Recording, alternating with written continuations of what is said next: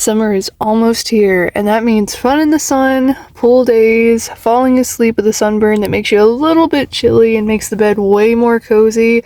I can make a whole video, I can make a whole series of videos on why I love the summer. And I will. It is my favorite month. It's my birthday month. Why am I saying month? Season. It is my favorite season. It is my birthday season, and I love it. I love it, I love it, I love it. I love Summerween. I love summer.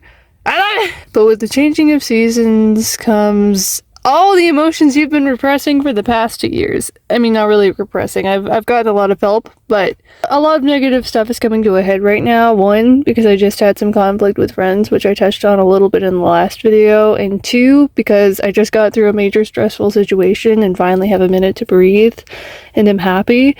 And now your brain's like, oh, it's a perfect time to face all of this trauma and rage. And I'm like, yeah! So without further ado, it's time to vent. It's contradictory because in my mind I equate anger with strength. The person who is angry is getting angry because in some way they are justified and they have been wronged. And I've been wronged and I've been justified before, but it's like I can't think of a single time in my life when I've been able to express that I'm angry and that something that someone else done is not okay, and them actually acknowledge it, take it seriously, and make me feel anything less than a crazy person. Because every time I get angry, the only ever times I express it are when I get pushed to the absolute breaking point and I sound like a lunatic. And that's not healthy. That doesn't do anything. That just makes it easier for that person to say, well, this person's crazy, so I don't need to listen to them right now. And I'm like, no! You needed to listen to me the last 10 times you fucked up! But anyway, that's on me. But, like, it's not! I didn't ask for any of this. I'm just like this because of a series of events that I didn't cause all on my own, and now it's all on me to fix it! And all of them keep saying, well, yeah, you just have to fix it. Yeah, you just have to deal with it. But you don't know how hard it is! How ingrained it is in my head to just sit there and take it because that's what I've done my whole life. Or bad things happen. This happens. And I don't want to make anyone feel scared like that because you shut down, you can't think, and it doesn't help anything get resolved. It doesn't help anything, and they don't listen to me, they don't hear what I'm saying because they're just scared. But then my friends will have moments where they get frustrated and they do fits and they make everyone uncomfortable, and I get so mad at that because I'm like, how dare you ruin everything over nothing? That's pathetic what you're getting mad at. It's small, you're shutting down and you're making everybody scared and uncomfortable, and I'm like, no. They're making you scared and uncomfortable, and they're making you pissed off because you didn't stand up for the small thing. And sometimes the small things do make you very upset. Every time I feel like it would be a good opportunity to let some steam off, I overthink it. Because I went too far. After my brother died, I went too far. I was rethinking everything. I was deep diving into religion and taking everything way too seriously because, you know, I don't do anything half-assed, and when you're in a mindset like that, you want answers, you want to know what is the right thing to do, you want a manual on how to go about things, and there's no manual because everybody's totally different and everybody needs different things, and that's okay. But also, everybody deserves love and everybody is loved and worthy of existence, but that doesn't mean that you single-handedly have to be the person to dole all that out and be the person that loves everybody. And it doesn't make you any less worthy of love when certain people can't be that for you or give you love in the moment. But it is lonely, because all we have is each other, but you also have yourself, and there has to be an element of self-love. There has to be an element of you that can function without external validation and love yourself. And that's hard. And because sometimes you wake up in the middle of the night, you wake up in the morning and you just feel empty. And it's like with me, a lack of sleep, low blood sugar, that hits me hard. I feel that very strongly and it makes me feel very low, and it scares the shit out of me sometimes because I used to get up every day and for about 5 minutes I would just feel like none of this is worth it. There isn't anyone out there who's gonna be my happy ending and all kinds of shit like that, and it's just fucked up as hell. which doesn't reflect how I feel about life overall. But I'm like, God, are there parts of me that I'm shoving down? Like, obviously, there are things in your life that you haven't accomplished that, for a variety of reasons, that you really want or that are really important to you. And if you just shove everything down, it catches up with you one way or another. But no, I've done a lot of work on myself and I'm actively pursuing things. But the truth is, even when you're actively pursuing things, sometimes you don't get the answer you want right away. You don't get the answer you want the 5th or the 4th or the 10th or the 20th time. And after a certain amount of time, it feels like the light at the end of the tunnel is just, you can't see it. And I've been dealing with stuff before my brother died. That was a major traumatic event that was a catalyst for a lot of negativity in my life. And I cannot express how much my life was hell after that. Every thought that popped into my head, when you have things like OCD, intrusive thoughts, there are these things, and it's not just, oh, I'm gonna get really good at cleaning my room, or it's not just like, oh, you gotta step on these lens because it's fun or whatever. It's not just, oh, I'm gonna randomly dye my hair today because of my intrusive thoughts. No, I can't even get into how bad it is because I can't say these things, but it's horrible. It's literally your worst fucking nightmares, and if you think you know what that is, you don't until it happens. It's literally the worst things that could ever happen, and you don't know how bad it is. And it just pops in your head, and you're like, oh. And it just pops in your head over and over again. It wasn't even just because he died. I couldn't even process the fact that he wasn't there, that what had happened, however it happened, whatever the reason for it was. I couldn't even process that for like 2 years. I don't even know how long it's been since he died, but I know it's been a long time. I can't even process that. All that I processed, all that I could think about, was the growing dread and sensation that everything that I believed had crumbled into dust. I would wake up in the middle of the night in horror and a cold sweat, because not only was my brother God knows where, what if there is nothing, nothing at all after this? And I'm like,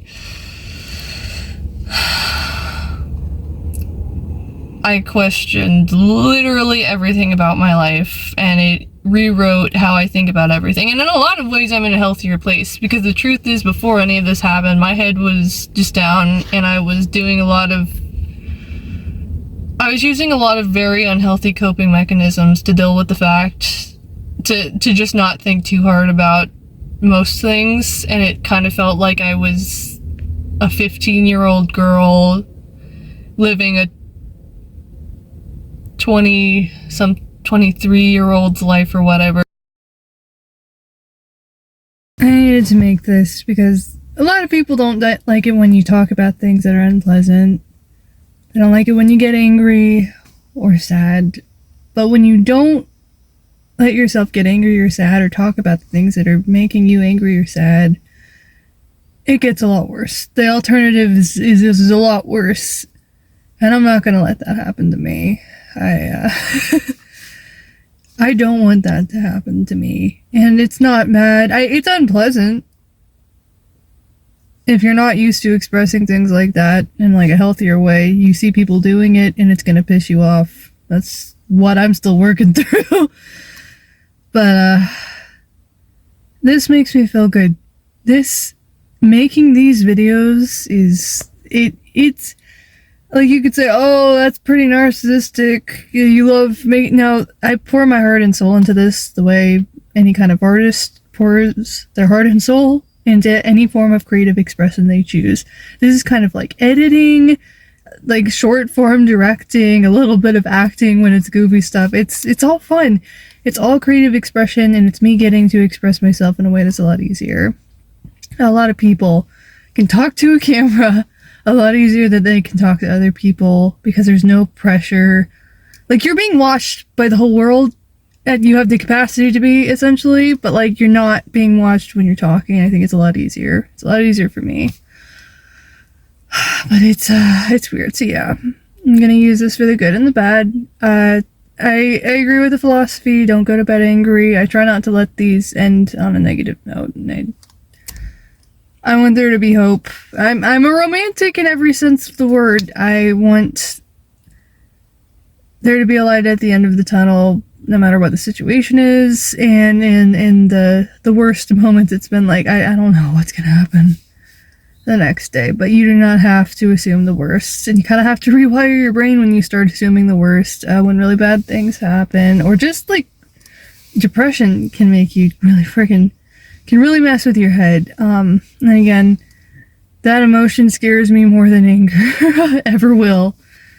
I never want to experience like a severe legitimate case of depression or a serious depressive episode. I don't know if I have.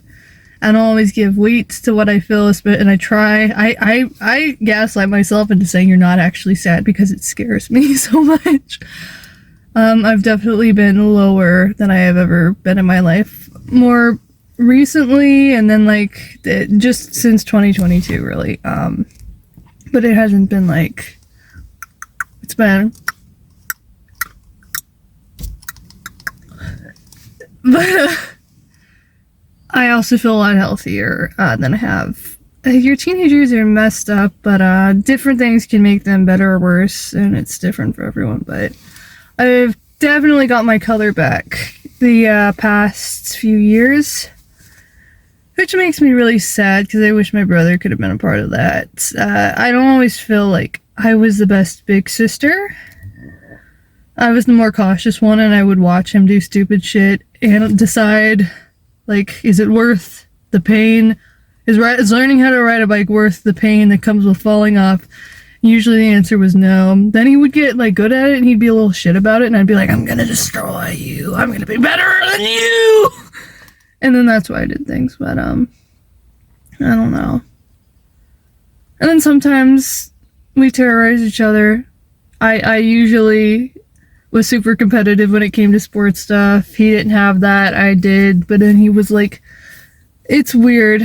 I don't always know if I was a good sister towards the end, and that's the hardest part, because I feel like I grew up a lot more now. But the worst moments weren't all it was, and I have to remember not to be too hard on myself about that. I can't change what happened, and it will never be like all anyone's fault that things ended up the way that they did. But Jesus Christ, death is scarier now, not because the concept of death or what happens is scarier now, because I know what happens to everyone else and the aftermath of that if they cared about you. And so, yeah, I want to stick around. I still got a lot to accomplish. I feel like I'm really just starting to step into myself. And then apparently in your 30s, you like reach your peak in terms of emotional stability and just not giving a fuck anymore. It doesn't mean it, or you're giving a fuck about the right things. That's all I want. That's all I want is to not let stupid shit make me act weird. You get there. I don't like being angry at people, but it's good. It feels good. And then usually anger is not a primary emotion, it's a secondary emotion, and usually it's sadness. You're upset, and so usually the core emotion under that is going to be pain, sadness, and you're going to have a good cry when you get to the core of what you're being angry about, and then that feels even better. Like, not like, crying itself feels cathartic. And then usually it's kind of like the rainbow that comes after a big old thunderstorm. You feel really good and you sleep a lot better. Your body literally gets nourishment from that. So let yourself feel pain. Do it in a healthy way. Talk to people. Don't scream at them. Talk to people. And do it before it gets to that point, because it's not fun for anybody. And I'm getting there. I'm trying. I have too much pride to give up now. And that's not something you need to be ashamed about either. Pride gets you through the lowest points of your life. It gets you out of bed in the morning, and it makes you remember how much you deserve to be respected. I've been feeling weird all day. Like, obviously, this video has been filmed in, like, over the course of numerous days, weeks, months, but, like, this me that you're seeing right now has been feeling weird all day. Like, a bit pissed off, and then sad. Like, literally. I was like, literally, I went... Now, they were playing Guardians of the Galaxy 3 in a Mexican restaurant. And if you don't know, that movie is really fucking sad. And there's this one part, the raccoon that gets tested on and kind of like in between human and animal stuff. There's also a little walrus friend who's kind of going through, who's also gone through the genetic experimentation shit. But it's like a wholesome moment, but they all die. But then, like, Rocket sees them in the afterlife, and they're happy. And I'm like, God damn it, that's making me sadder than anything I was talking about in this video. But that's how it works. That's how sadness works. Everything that you feel comes out in a little moment that's safe, because it's a fictional scene, and you can funnel all your pain into that. But I'm like, oh.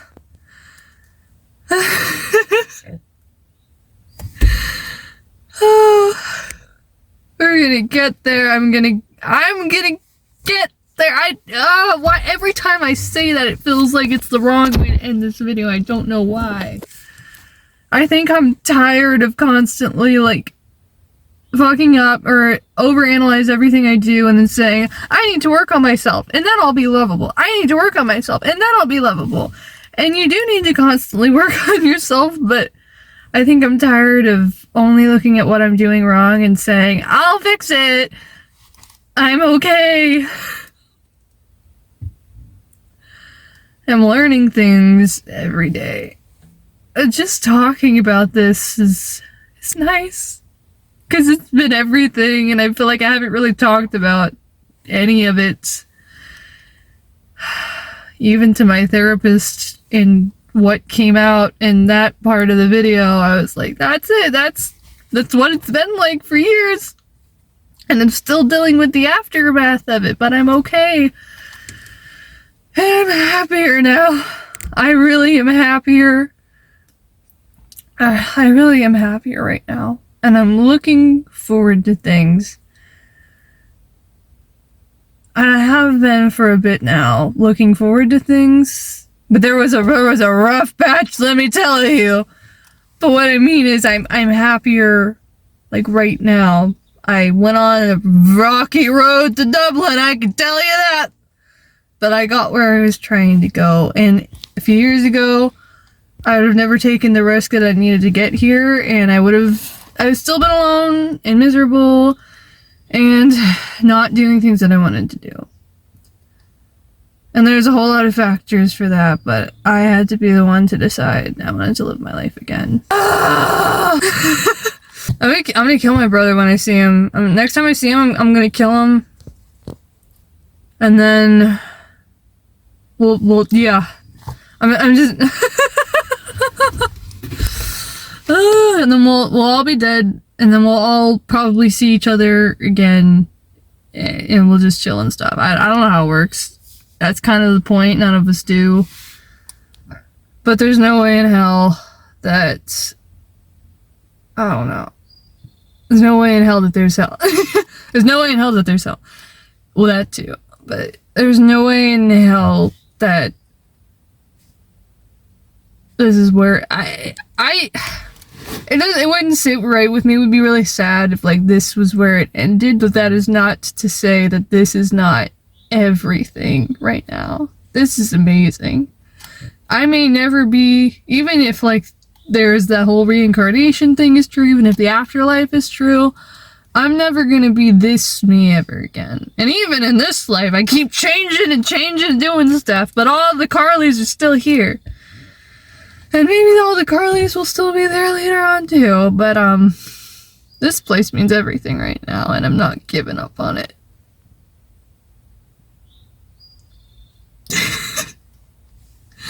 I don't want to give up on anyone, but god damn it, I am not raising my friends all the time. And sometimes people have had to raise me too, and that's okay. You find your group of people that feels like your family, and that's all we can do. And it probably takes longer or less long for certain people, but they're out there. I genuinely believe that. And I think it's probably more people than we think. And you don't find everyone at the same time, or you don't find everyone. It just kind of depends on who you run into first, and who vibes with who, and who you meet from there, and that's okay. And I think I'm finding some of them, and that's what matters.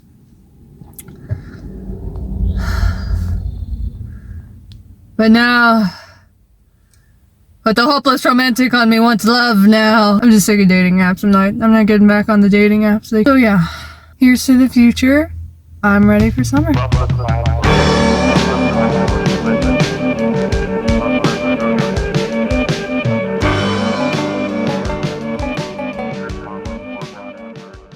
Awkward sibling hug? Awkward sibling hug. Pat, pat.